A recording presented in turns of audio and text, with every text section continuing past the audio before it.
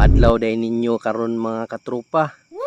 Karon day nga video magpadagat na punta ug si katropa Russell pud di ay atong kauban muratsada ug diring dapita nakakita mi og usa ka buok pidla ug basta ang tamala gani magpidla ukuyo-kuyon jud na nimo para dili na sila makakita.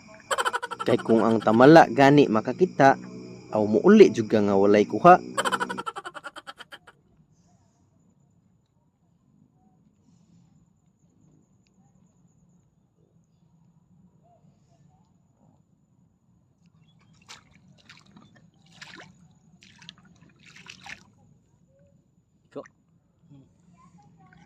Ayo sa ibta.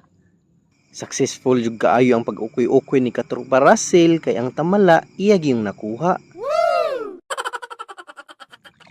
Mga katropa, tusok. Diri day ta karon nga spot magtamala hunting.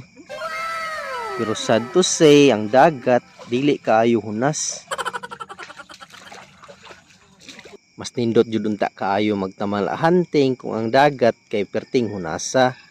Kay ang tamala mamidla jud na sila. Ug sa kadugayan namong lakaw-lakaw, nakakita na pud mi og usa ka buok pidla. Hey! Good size na pud ra ba kaayo ni nga tamala, maayo unta og iyahan ning makuha.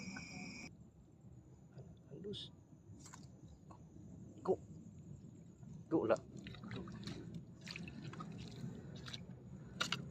Bato man lagi. Bato ito. Igo mga. Igo.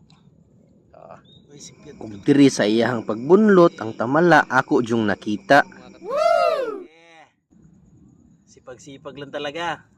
Pag-aantay. Dako. Alright.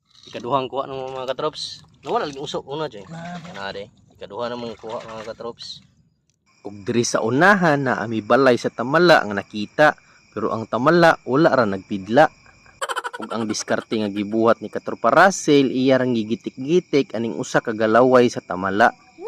Dili man gani ta kagwanta kung kitay gitikon samot na gyud ni siyang tamala.